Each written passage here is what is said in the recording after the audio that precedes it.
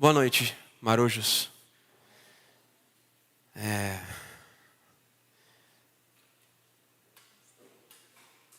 Tempo é uma coisa que me constrange. Porque certas coisas que a gente faz... O tempo é elástico, né? Engraçado como o tempo é elástico. Porque algumas coisas que a gente faz parecem demorar uma eternidade. Esperar uma fila ou fazer compras demora uma eternidade. Mas cantar esses hinos que a gente ama tanto, a gente canta 1 hora brincando. E aí a gente fala, por que o tempo tem que ser tão cruel conosco, né? Nos castigar.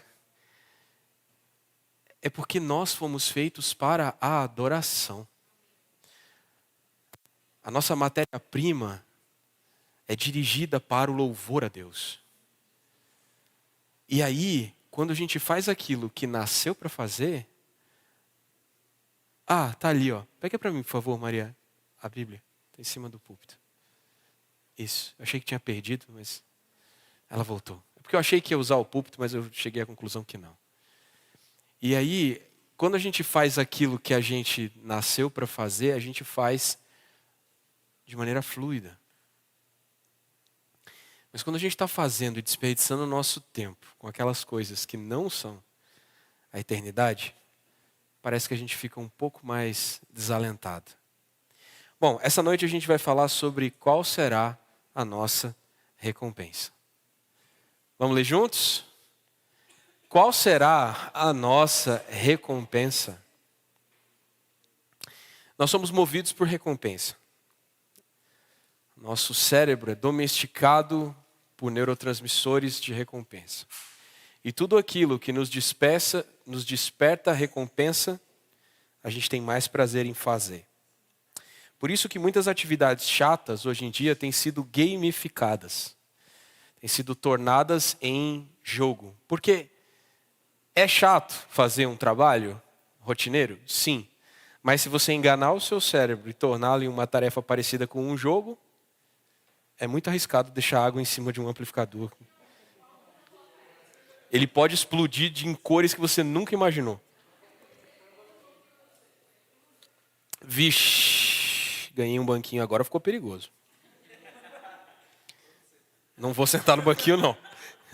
Por favor. Livrai-nos do mal, amém.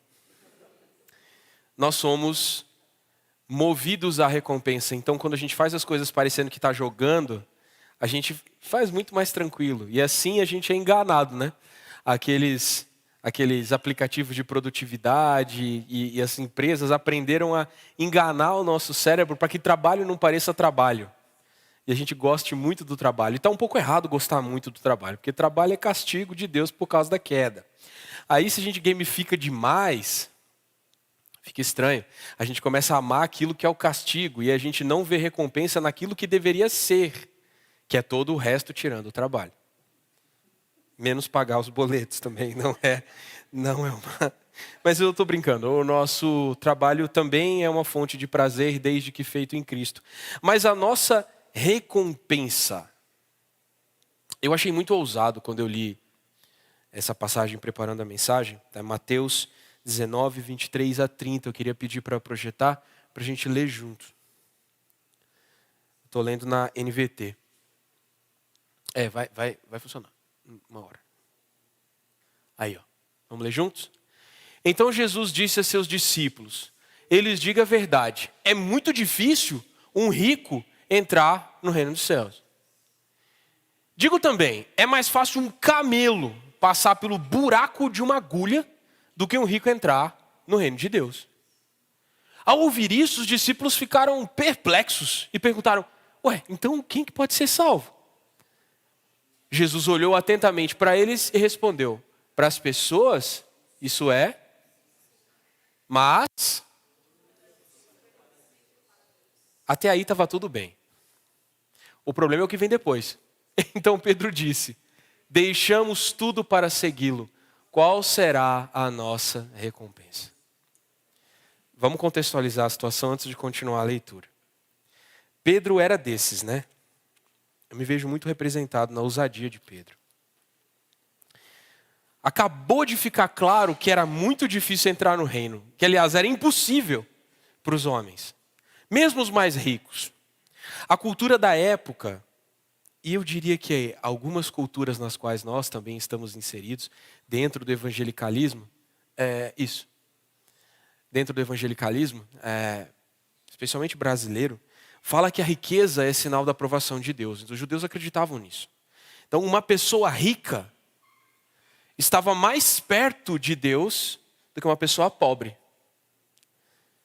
O rico, só por ser rico, ele já era aprovado por Deus. Deus gostava mais dos ricos. E por isso eles eram ricos, porque Deus gostava mais deles. E Deus gostava mais deles porque eles eram ricos. Era um ciclo que se realimentava. Antes dessa passagem, como vocês leram durante a semana, apareceu um rapaz muito rico, perguntando para Jesus como ter vida eterna, como entrar no reino. Jesus falou que era para ele obedecer os mandamentos. Ele falou, pô, mas isso eu estou fazendo. Aí Jesus falou, deixa a tua riqueza, dá aos pobres e me segue. E ele, foi embora. Isso impressionou os discípulos.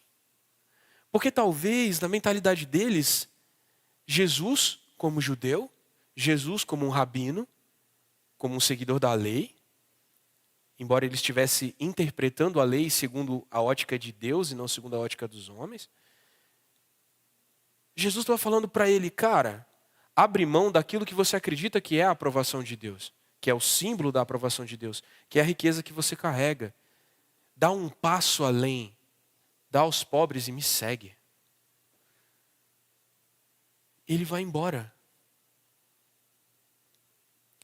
Aí os discípulos ouvem Jesus falar, cara, vai passar um camelo no fundo de uma agulha, mas um rico dificilmente entrará no reino. Pô, cara, um camelo é um bicho grande, mano. Tu já viu um cavalo? O cavalo é grande. Tu já viu um cavalo grande? O camelo é maior que um cavalo grande, uns pá de palmo.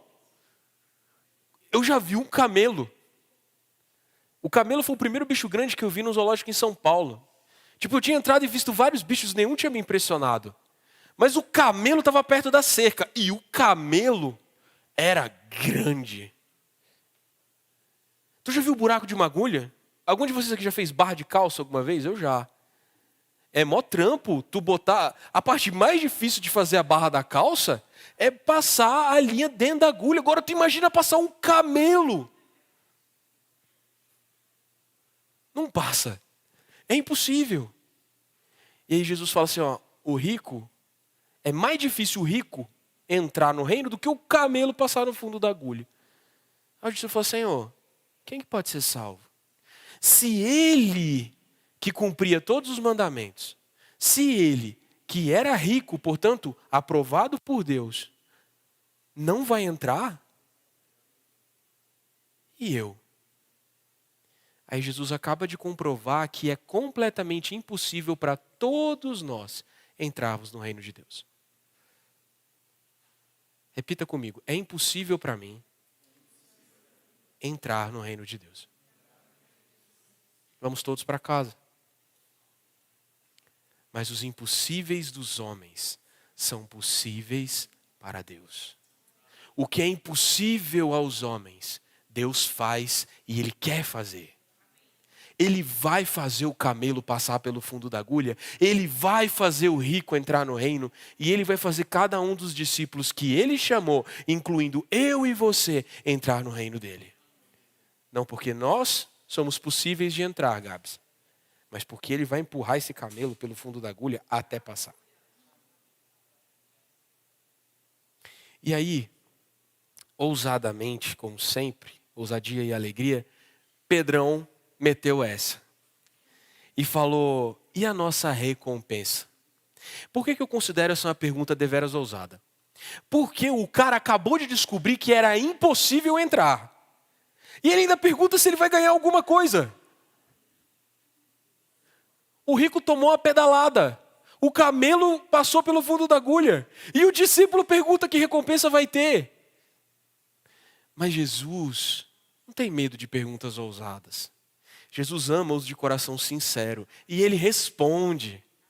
Aí ele responde o seguinte para Pedro, que é o versículo 26.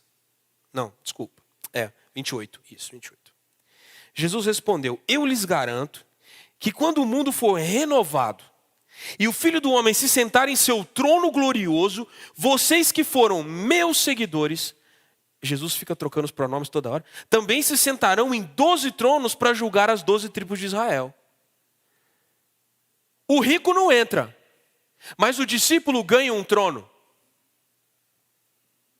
Cadê a lógica? O reino de Jesus é um reino inverso, em que aquele que é ousado em perguntar recebe uma resposta. E ele recebe um trono. Um trono para julgar. Eu não entendo bem como é isso. E eu tenho profunda tranquilidade de dizer não sei para certas coisas. Eu acho muito mais elegante dizer não sei do que falar o que você não sabe. Então eu não sei direito como é que é esse rolê dos tronos para reinar. Porque aqui ele fala que a gente vai ter 12 tronos. Vai ser 12 tronos para os 12. E a gente? Eu também pergunto para Jesus qual é a minha recompensa. Porque Pedrão não tomou uma pedalada, eu também não vou tomar. E eu desafio vocês essa noite a fazer essa pergunta também. Qual é, Senhor, a minha recompensa porque eu estou te seguindo? E aí vem a parte que me cabe. Porque eu acho que não tem um trono para mim, eu não faço parte dos 12. Mas isso sou eu falando, eu acho, não sei.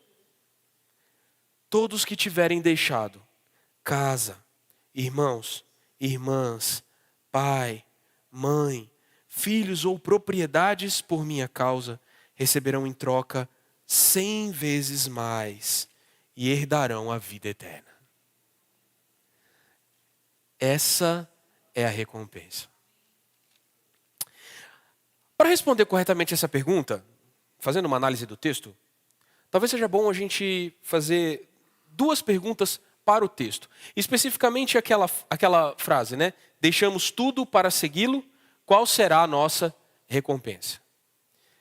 Quem é o deixamos? Quem somos o nós deixamos? Quem foi que fez essa pergunta? Pedro, um dos 12. Os discípulos de Jesus. Quem fez a pergunta? Um discípulo de Jesus. Então, essa pergunta só pode ser respondida corretamente para você que é discípulo.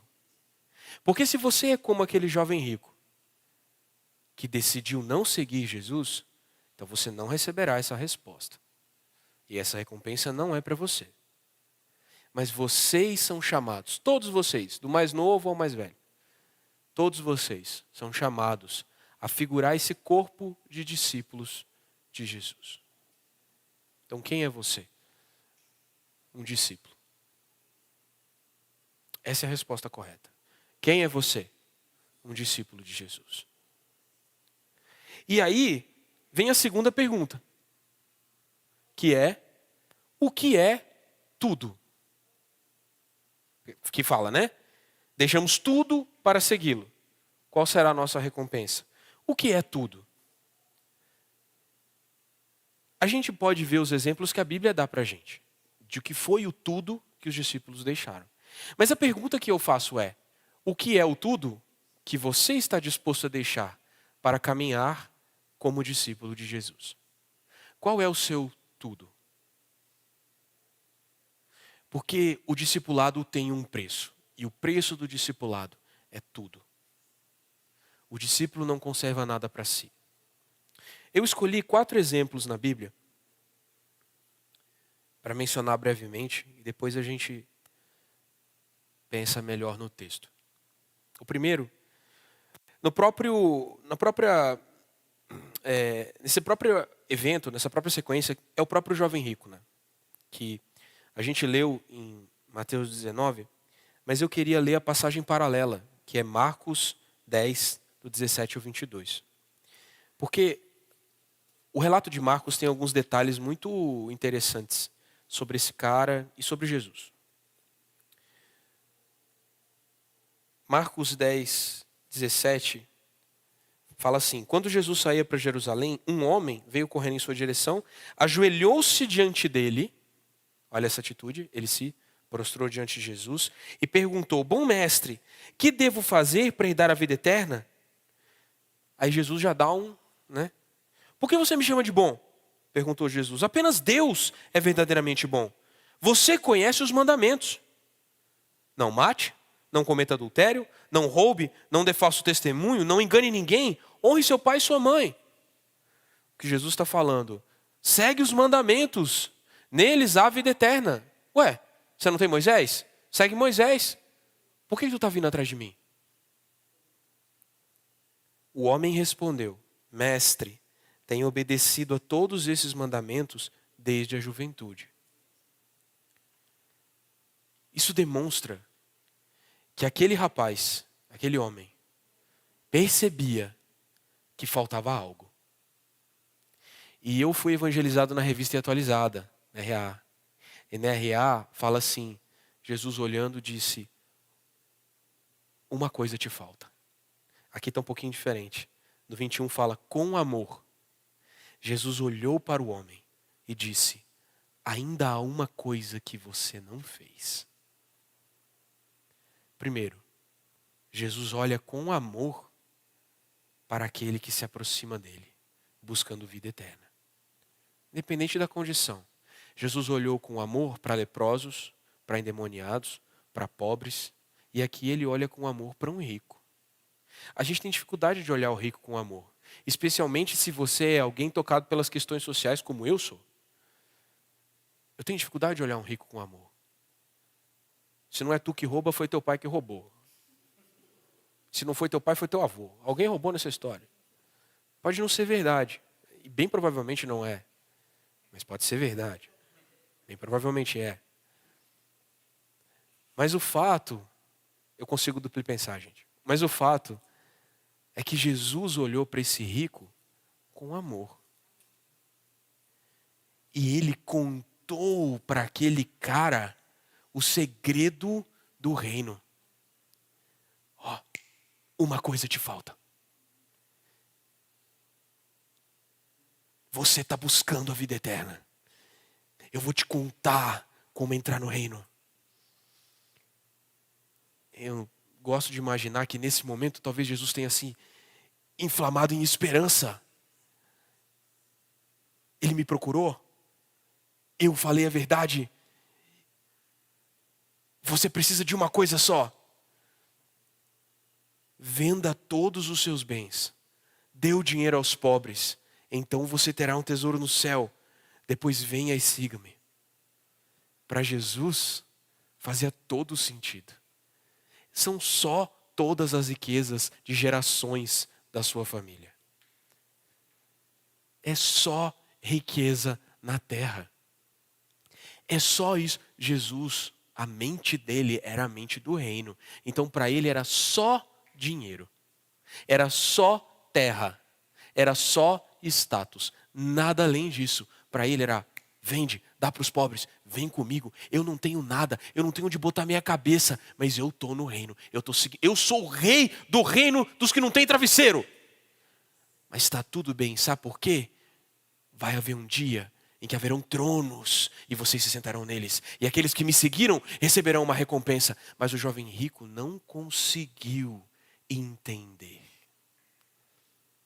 Ele não conseguiu olhar para Jesus e ver em Jesus o rei de um reino inverso. Ele só conseguiu olhar para a sua própria riqueza. E aí, entre a vida eterna e as riquezas nessa vida, ele preferiu as riquezas desta vida. Ao ouvir isso, o homem ficou desapontado. E foi embora triste, pois tinha muitos bens. O que será que ele esperava que Jesus falasse? Talvez ele esperasse que Jesus desbloqueasse uma fase secreta. Um chefão escondido. Um item. Um novo mandamento. Talvez ele esperasse que Jesus desse um novo mandamento. Porque um novo mandamento eu sou capaz de cumprir. Eu cumpri todos até aqui. É só mais um. Mas aquele novo mandamento exigia uma mudança da maneira de pensar a realidade. De entender as relações de poder. De entender a verdadeira recompensa. Ele não foi capaz. E aí Jesus diz que é impossível, ou é impossível um rico entrar no reino. Para o homem, para o rico, é impossível. Para Deus não, é impossível. Mas para o rico é. Para o pobre também. Ninguém entra no reino, a menos que Jesus coloque você lá dentro. Um outro exemplo que a gente pode ver aqui é o de Mateus. No próprio Evangelho de Mateus, no capítulo 9. Calma. Mateus 9. O púlpito faz falta às vezes, gente. Mas eu vou me acostumar. Mateus 9, do 9 a 12. Eu quero sempre me desafiar a situações desconfortáveis. Fala assim: enquanto Jesus caminhava, viu um homem chamado Mateus, sentado onde se coletavam impostos. Siga-me, disse-lhe Jesus. E Mateus se levantou e o seguiu. O que Mateus deixou? Mateus deixou a coletoria de impostos. Mateus deixou um emprego público. Mateus deixou o opróbrio, palavra difícil de falar. Mateus deixou o opróbrio de trair o seu próprio povo, coletando do povo para dar aos romanos. Ele era um publicano, ele era odiado. Quando Jesus chegou para ele e falou assim: sai, vem comigo, larga a sua repartição. Ele, Mateus, muito provavelmente, tirava uma graninha boa ali. Mateus não era de uma classe social tão pobre. Não, ele era um coletor de impostos. Os coletores de impostos muitas vezes enriqueciam ilicitamente, cobrando além do que era devido. A Bíblia não fala que Mateus faz isso, mas era uma prática comum dos coletores de impostos. Ouviu? Tony?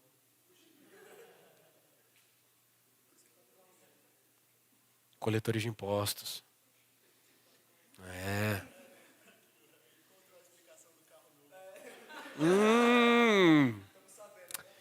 Manda devolver 40% a mais. O fato é que Mateus tinha estabilidade. Mateus tinha férias e 13º. Mateus tinha a possibilidade até de ganhar um extra.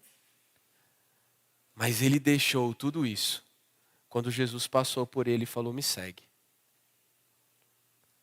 Então a gente já viu o que o jovem rico não deixou. Mas a gente viu o que Mateus deixou. Mateus deixou o quê?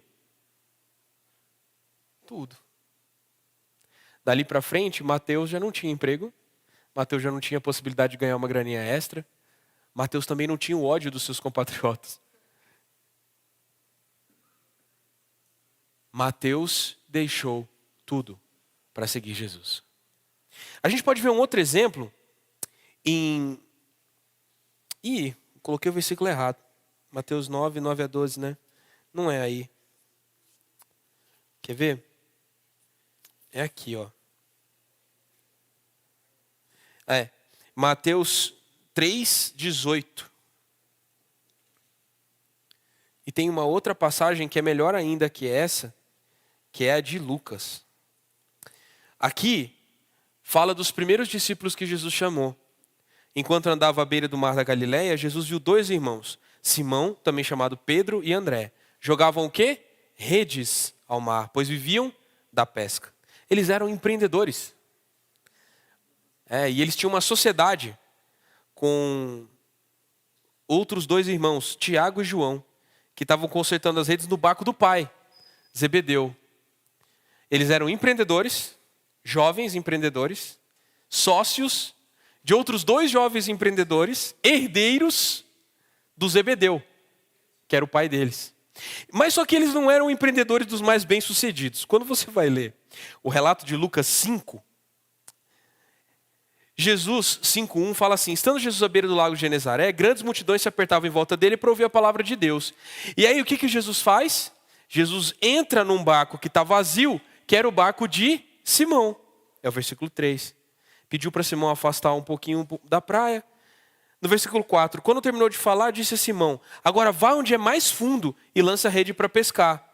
Simão respondeu: mestre, trabalhamos duro a noite toda e não pegamos nada. O jovem empreendedor tentou no mercado e não conseguiu. Ele tentou a noite inteira vender a sua startup e ele não conseguiu. Mas por ser o Senhor quem nos pede, vou lançar as redes novamente. Senhor, eu vou dar outro start no meu projeto.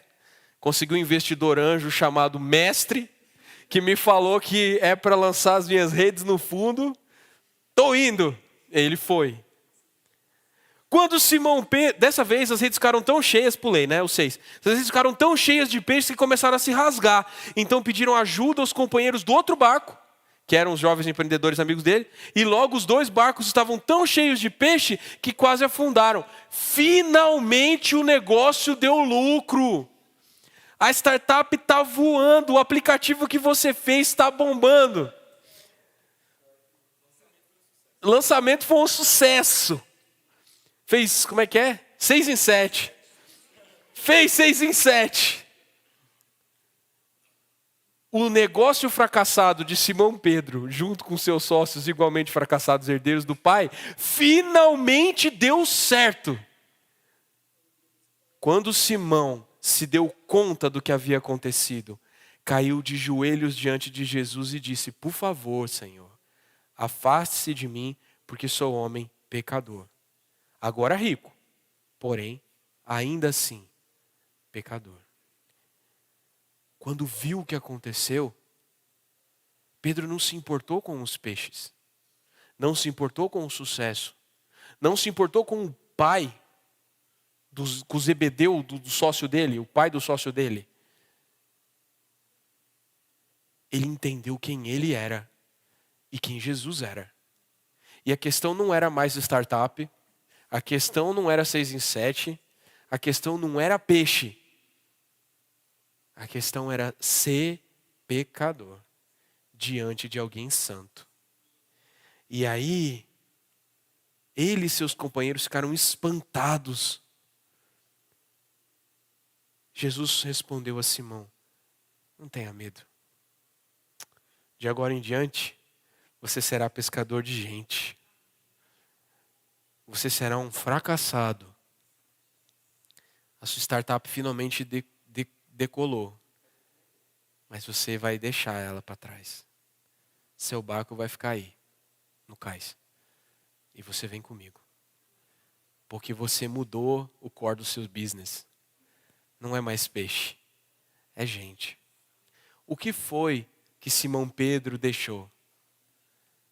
A oportunidade de ser bem-sucedido finalmente. Depois de uma noite inteira trabalhando, o barco estava cheio de peixes. Mas não era isso que ele queria. Ele queria seguir o mestre. Então Pedro deixou uma esperança para trás. Pedro deixou o finalmente conseguir. E o último exemplo, a gente vai encontrar, e de novo eu copiei o versículo errado, porque o Ctrl+C, Ctrl+V é uma arma perigosa, mas eu sei que está em Filipenses 3, e graças a Deus a minha memória, que normalmente não funciona bem, hoje está um pouco melhor, exceto pelo fato de que eu continuo não achando Filipenses.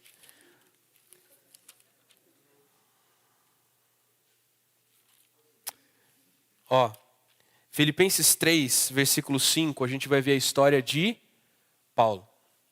Certo? Quem está com a Bíblia pode abrir ou ler aqui. Paulo está contando a história dele. E ele fala assim: fui circuncidado com 8 dias de vida. Sou israelita de nascimento, da tribo de Benjamim, um verdadeiro hebreu. Era membro dos fariseus, extremamente obediente à lei judaica. Era tão zeloso que perseguia a igreja e, quanto à justiça, cumpria a lei com todo rigor. Ele está contando o currículo dele. E esse currículo não era só o currículo dele, era o currículo da família dele. Ele era o descendente de uma linhagem de cumpridores da lei.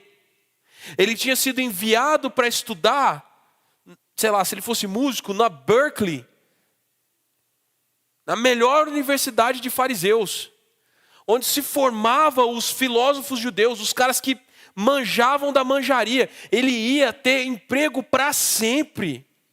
Ele ia ter, o que Jesus fala, os primeiros lugares. Quando ele passasse nas ruas, as pessoas o saudariam e o honrariam. Ele seria considerado um bendito por todo o povo. Ele ia ser um jovem rico. O dinheiro de Paulo não era só dele. Fazer essa viagem de mandar o cara de Tarso até Jerusalém era caro. A família de Paulo tinha investido nele, porque viu nele potencial para ser um fariseu. Paulo, discípulo de Jesus, é um fracasso não só dele, mas da família também. Quando ele fala, pensava que essas coisas eram valiosas, mas agora as considero insignificantes por causa de Cristo. Deveras a tudo considero como perda por causa da sublimidade do conhecimento de Cristo. Sim, todas as outras coisas são insignificantes comparadas ao ganho inestimável de conhecer a Cristo Jesus, meu Senhor. Por causa dele deixei de lado todas as coisas e as considero menos que lixo. A King James traduz como esterco, que é a palavra mais correta. Considero isso como o que sai de um animal. Considero isso como pela sublimidade de conhecer a Cristo. E ele termina, e nele ser encontrado, ou e ser achado nele. O que Paulo deixou? Paulo se tornou vergonha da família dele. A menos que eles tenham recebido o evangelho também, nas festas de família, só se falava do rapaz. Ô, você viu o Saulo? Pois é, né, cara? Estudava com Gamaliel, estava lá bombando, tinha tudo, brilhante. Ia pegar o diploma do PhD. Aí conheceu aquele povo do caminho lá e começou a andar com a seita dos do caminho. Ficou um radical. E ó, aquele lá tinha um futuro brilhante, aí virou crente.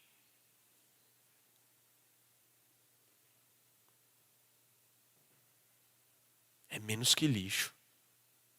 Seu prodígio da mamãe, o orgulho do papai, é menos que lixo. Desde que me seja dado o conhecimento de Cristo, desde que eu seja achado nele. Vimos 4 exemplos aqui de pessoas que deixaram alguma coisa. Aliás, 3 deixaram alguma coisa e uma recusou a deixar.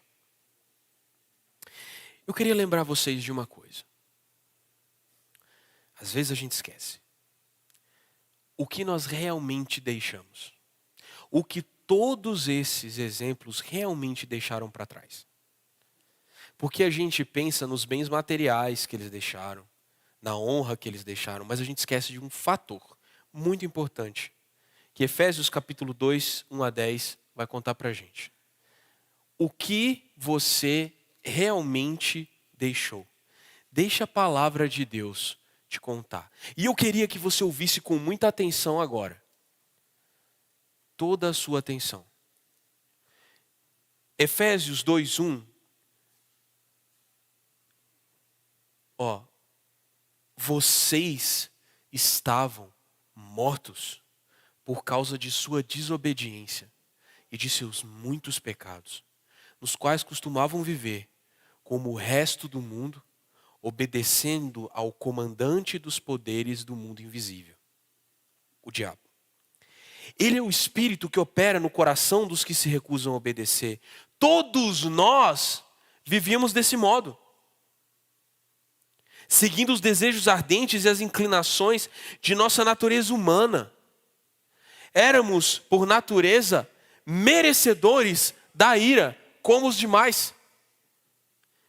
Mas Deus é tão rico em misericórdia e nos amou tanto, que embora estivéssemos mortos por causa de nossos pecados, Ele nos deu vida juntamente com Cristo. É pela graça que vocês são salvos. Pois Ele nos ressuscitou com Cristo e nos fez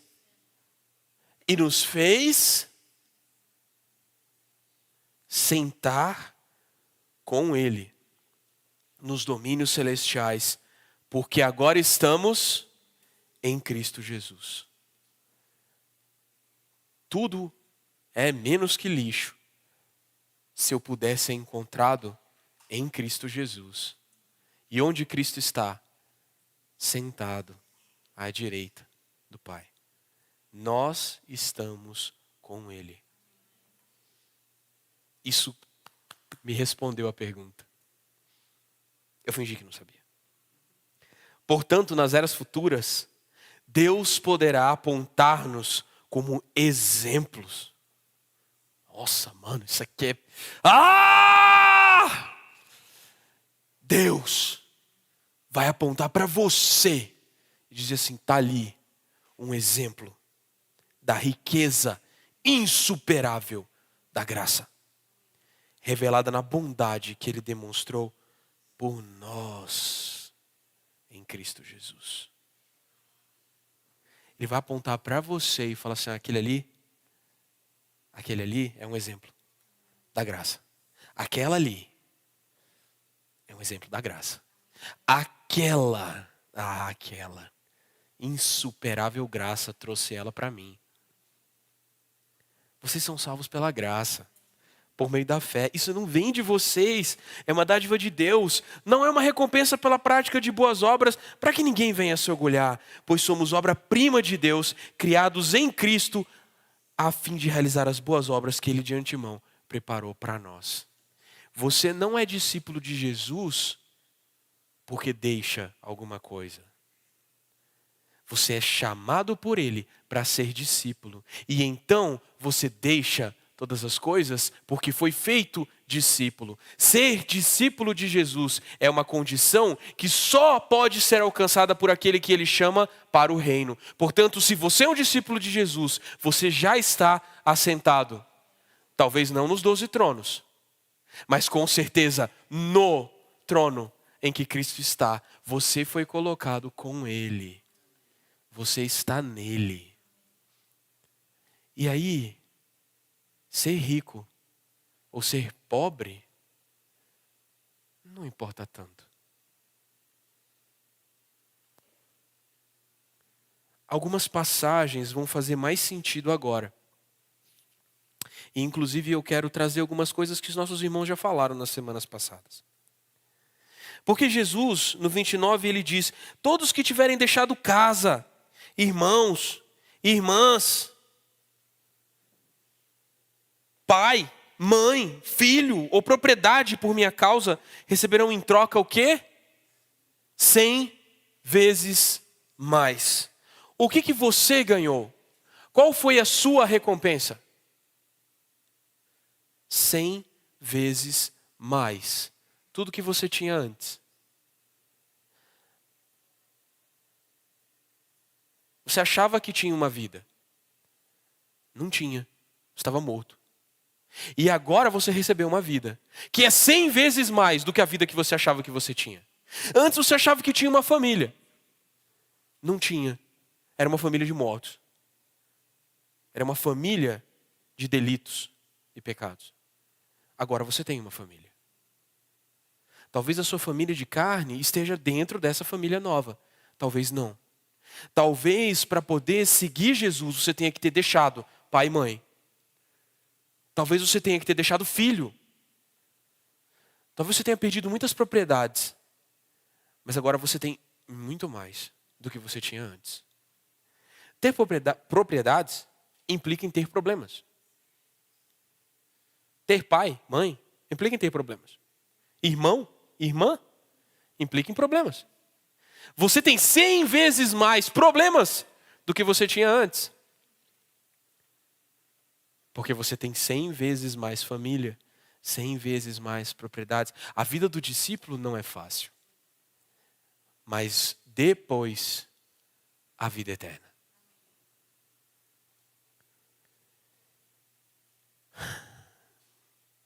Sobre vida eterna, vamos ler Marcos 10. Eu não lembro o que está aqui. Marcos 10, 29. A passagem paralela que a gente leu sobre o jovem rico em Marcos, Jesus também fala isso. Marcos 10, 29 fala: eu lhe garanto que todos que deixaram casa, irmãos, irmãs, mãe, pai, filhos ou propriedades por minha causa e por causa das boas novas ou por causa do evangelho, receberão em troca neste mundo 100 vezes mais casas, irmãos, irmãs, mães, filhos e propriedades com perseguição, e no mundo futuro terão a vida eterna. Olha para Paulo. Paulo abandonou sua família, mas ele viajou por muitas cidades, e em cada cidade que ele ia, ele tinha uma casa, ele ganhava uma família. Olha para nós. A gente é uma família. Ou um time de futebol, que também é uma família. São camisa 5. Olha como nós somos uma família um tanto quanto disfuncional. Ainda assim, uma família. Alguns de nós não estão próximos de seus familiares. Eu não estou. Eu recebi 100 vezes mais mães, pais, irmãs, irmãos, cachorros, papagaios. Cada um de vocês agora é parte da minha recompensa como discípulo de Jesus. Cada um é parte da recompensa do outro. Por mais que você olhe para o irmão do lado e considere ele um grande problema, na verdade ele é parte da sua recompensa. Porque nesse reino, eu queria falar de algumas inversões que esse reino apresenta para a gente. E eu vou só mencionar as passagens. Porque o meu tempo está acabando, né? Está acabando, né, meu tempo? Os pobres nesse reino são supridos. Lembra lá de Atos 2, 42? Todos vendiam suas propriedades, dividiam o dinheiro, de modo que ninguém tivesse fome de nada. Eu conheço uma igreja que tem feito isso, em que as pessoas que passam necessidade têm sido supridas. Sabia? Famílias carentes têm recebido suprimento. Pessoas na rua têm recebido uma segunda oportunidade. Chama Igreja no Guará. É verdade. Eu estou vendo isso acontecer. Deus me permitiu que no meu tempo de vida eu visse o cumprimento da palavra. No reino, as crianças têm honra. É muito chato uma criança quando você é um adulto. Às vezes é. Tem crianças que são inconvenientes. Quando você está querendo tratar um assunto sério, fica aquela criança pulando em cima de você. Mas e quando você é a criança? Você já parou para pensar, Daniel, que às vezes você é a criança inconveniente?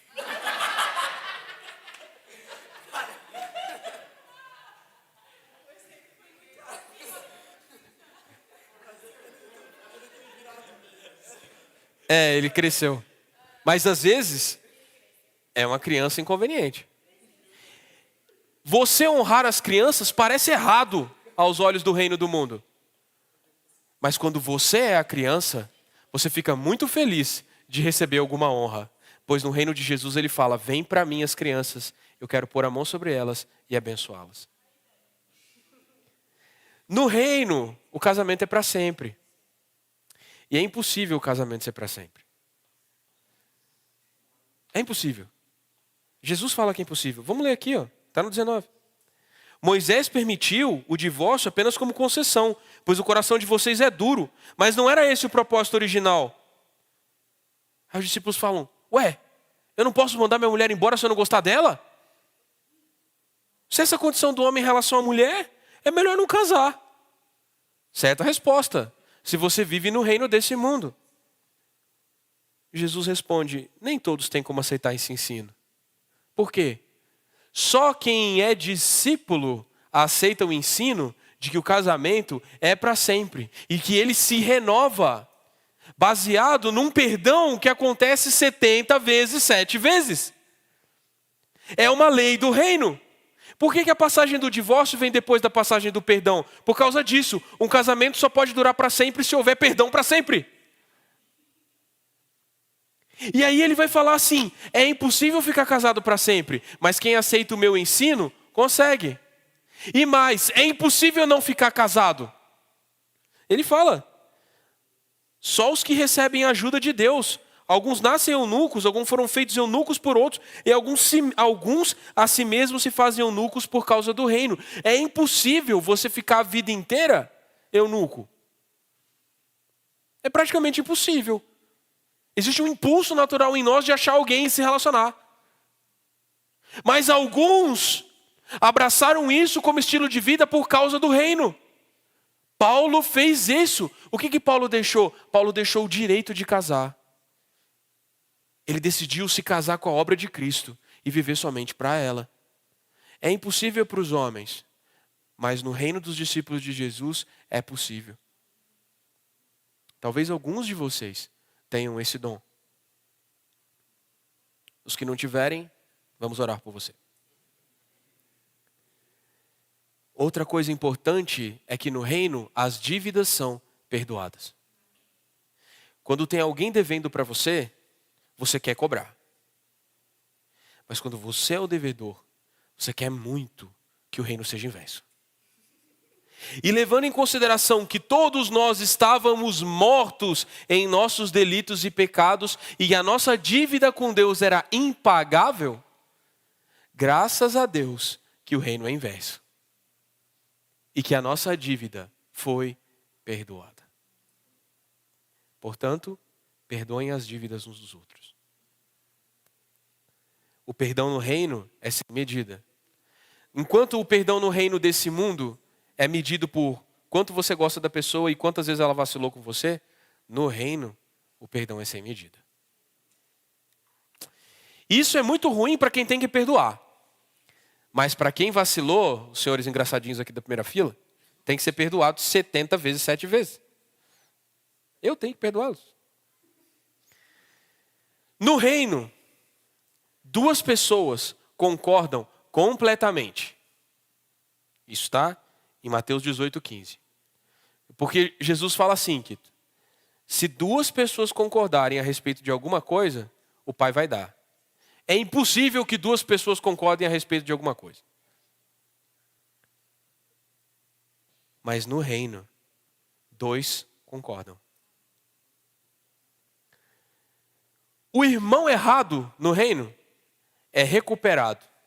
Naquela passagem que fala de como corrigir um irmão, a gente sempre fica preocupado que o sujeito delinquente, ele erra, aí você vai falar com ele, aí ele não te escuta, aí você chama a testemunha, ele não te escuta, aí você chama os presbíteros, ele não escuta, você chama a igreja, ele não te escuta. Mas o objetivo daquela passagem é mostrar que um irmão pode ser recuperado. No reino, talvez haja um filho do diabo, que ainda não se fez discípulo de Jesus e que não escuta a repreensão da igreja. Mas o objetivo de você admoestar um irmão não é perdê-lo, é recuperá-lo. E é por isso que a gente fala 1 vez, 2 vezes, 3 vezes, chama o irmão, chama os presbíteros, chama os pais, chama o cardeal, chama a igreja. Porque a gente quer recuperar cada um dos perdidos. E aí a gente lembra de Mateus 18:14, que fala de uma ovelha que se perdeu. Tinha 99 no aprisco. Uma fugiu. Eu tenho 99 outros para dar trabalho e para cuidar.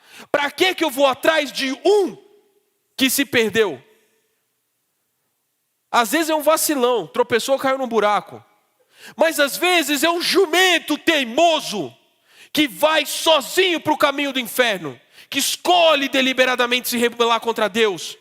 Tem todas as oportunidades para não ser a ovelha perdida, mas escolhe ser aquela que vai contra todo mundo. 99, sou mais eu. Sou a 100ª ovelha que vou me perder sozinho. Delinquente, filho do diabo. Aí você vai atrás dele. Porque é um irmão e precisa se tornar um discípulo. Está morto em delitos e pecados. Está querendo de volta a velha vida. Não se converteu. O que você faz? Ignora? Pô, tem 99 gente boa. Aquele um era a maçã podre que estava aqui estragando o rolê. Graças a Deus vai tarde. Não no reino inverso. Ai, como isso é difícil. Ai, como isso é difícil. Especialmente para quem está aqui falando. Porque sabe que vai ser acusado. Se deixar a 100ª ovelha ir embora. A faca está transpassando a minha alma. E agora a de vocês. No reino inverso, a gente não desiste de ninguém. Mas também, você prefere perder um olho ou a mão do que viver de maneira indigna do reino. Perde uma amizade, mas não envergonha o reino. Perde um emprego, mas não nega o nome de Jesus. Perde uma chance. Perde um namorado. Perde uma namorada. Mas não nega o reino. E aí, caminhando para o final, queria ler de novo Filipenses 3:8. E eu vou ler na King James. Tu vai projetar aqui. Olha só, olha o que diz. Mais que isso, compreendo que tudo é uma completa perda quando comparado à superioridade do valor do conhecimento de Cristo Jesus, meu Senhor, por quem decidi perder todos esses valores, os quais considero como esterco, a fim de ganhar Cristo e ser encontrado nele. Vocês são discípulos de Jesus. E eu sei que ao longo dessa trajetória de vocês perderam muitas coisas. Vocês deixaram muitas coisas. Não conheço profundamente a história de todos, mas há alguns aqui que eu acompanhei perdas profundas por causa do Senhor. Eu vi alguns de vocês deixando coisas que eram preciosas, mas fizeram isso por causa do reino. Alguns deixaram riquezas, alguns deixaram amizades, alguns deixaram família, alguns deixaram sua própria identidade para trás. Aquilo que acreditavam que eram. Para se permitir receber uma nova identidade de Jesus. Alguns deixaram sonhos para trás. Alguns abriram mão de seus planos e projetos. Qual é a recompensa de vocês? Vocês merecem? Não. Mas a graça quer dar uma recompensa. Eu queria ler hoje a gente falou sobre hinos antigos, né? A Anne Ross Cousins, ela compôs o hino que é o 113 do nosso cenário. E a última estrofe dele fala assim: a noiva adornada com trajes que teceu, só fita o belo rosto do noivo amado seu. Contemplo as mãos feridas e não o galardão. Cordeiro. Quando nós encontrarmos Jesus, os 12, os 24, os 36, os 1024, o raiz de 10 tronos, não vão importar. se é antes, depois, no meio da tribulação, se é de cabeça para baixo, se é nu ou com roupa, se eu vou ser bombado ou gordinho no corpo glorificado. Nada vai importar. Porque nós vamos contemplar as mãos feridas. Discípulos de Jesus, eu quero que vocês entendam isso. A nossa recompensa é Ele. Qual é a nossa recompensa? Que mais você pode querer? Você estava morto em delitos e pecados, mas Deus, sendo rico em misericórdia, por causa do grande amor com que te amou, te deu vida e te assentou juntamente com Cristo. E agora, quando você é procurado, você é achado nele. Sabe, a vida eterna é agora. A vida eterna já começou. Sim, eu já estou ganhando 100 vezes mais do que tudo que eu deixei. Só parar e pensar, eu tenho paz com Deus. A minha dívida foi paga. Eu sou filho de Deus. Eu sou discípulo de Jesus.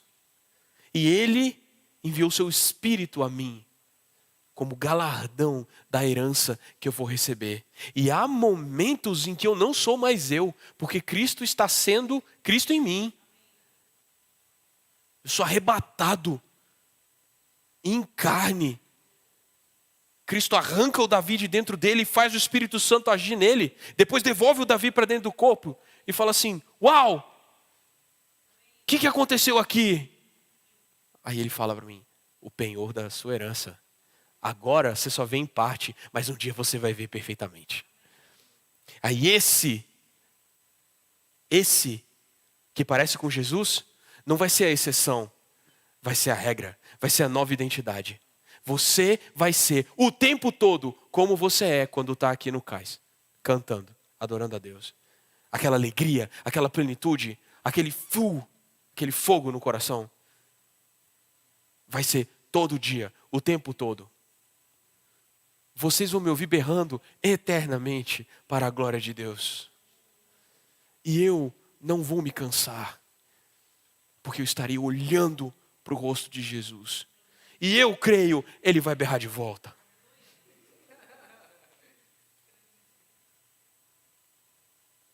Qual é a nossa recompensa? Cada cais já é uma recompensa. Cada vez que você recebe de um irmão uma oração, um cuidado, uma atenção. Cada vez que você toca, canta, cada vez que você serve, você está sendo recompensado. Porque a sua recompensa é agora 100 vezes mais. Posso orar por vocês? Fiquem de pé. Porque eu tenho algo muito especial a pedir para o Senhor. E eu gostaria que pelo menos um de vocês concordasse. Porque se pelo menos um de vocês concordasse, comigo, o Pai concederia. Então eu espero que pelo menos um de vocês concorde. Amém? E o Pai vai conceder a todos por causa de 2 que concordaram. Feche os seus olhos, abaixe sua cabeça e creia no que eu estou orando, tá bom? Pai, eu te louvo por essa noite, por esse retorno nas nossas atividades, em que seu Espírito Santo fluiu em nós e que nós fomos envolvidos pela sua graça. No momento do louvor, no momento da palavra, o Senhor fluiu. Nós fomos ministrados pelo Senhor, ensinados pelo Senhor. Mas agora nós queremos nos aproximar ousadamente diante de Ti e te fazer uma pergunta, como Pedro fez. Qual é, Senhor, a nossa recompensa? Porque nós queremos ter hoje 100 vezes mais do que tudo aquilo que nós deixamos, conforme a Tua palavra nos promete. E nós queremos nos assentar no trono contigo e estar completamente certos de que a nossa identidade é revelada em Ti e de que o Senhor já está fazendo de nós os Teus discípulos nessa era. Por isso nós pedimos a Ti, Senhor, muda a nossa maneira de pensar. Muda o nosso centro de recompensa. Senhor, que nós encontremos prazer naquelas coisas que o Senhor preparou para nós e não nas ofertas da nossa velha vida. Queremos deixar para trás, mesmo que sejam sonhos e ambições, para abraçar o destino que o Senhor preparou para nós. Mesmo que agora ele seja incerto e nebuloso, e que nós ainda não consigamos ver completamente qual é a Tua vontade, nós queremos entrar no que o Senhor está fazendo. O Senhor veio nos chamar e nos mostrou que tudo o que nós tínhamos antes era esterco. Ricos ou pobres, estávamos mortos em delitos e pecados. E o Senhor nos deu vida. O que nós pedimos é que nessa nova vida que nós temos, possamos encontrar as boas obras para a qual o Senhor nos criou. E essas boas obras se manifestem no tempo presente. Transforma o nosso coração. Ministra a Tua vida em nós. Torna-nos discípulos de Jesus. Aqueles que fazem as obras maiores que Ele prometeu que nós faríamos. Nós não estamos baseados em nossa justiça e capacidade, mas estamos baseados na Tua palavra, naquilo que o Senhor prometeu para nós. Porque o Senhor disse que nada dela passaria. E nós nos apossamos dessa verdade. Cremos com o nosso coração. Recompensa-nos por aquilo que deixamos. Não porque merecemos, mas porque o Senhor nos deu isso. Ajuda-nos a ver que aquilo que nós fazemos em Ti já é hoje uma recompensa. Muda a nossa maneira de pensar. Encontra-nos em Ti. E que o mundo também possa nos encontrar em Ti. E que as velhas propostas, as velhas riquezas, a velha maneira de pensar, seja sobre perdão, seja sobre casamento, seja sobre honra, tudo isso seja jogado fora. Porque queremos abraçar a nova perspectiva do reino inverso de Jesus, que é a verdade, e todo o resto vai passar, mas o Teu reino durará para sempre, e nós seremos glorificados no Teu reino. O que eu te peço agora, Senhor, ousadamente, é que o Senhor derrame sobre cada um desses aqui um espírito novo, de entendimento, de o que eles perderam e do que eles ganharam, e que a recompensa deles esteja claro em cada coração. Agora cada um de vocês feche os olhos e faça a sua oração diante do Senhor.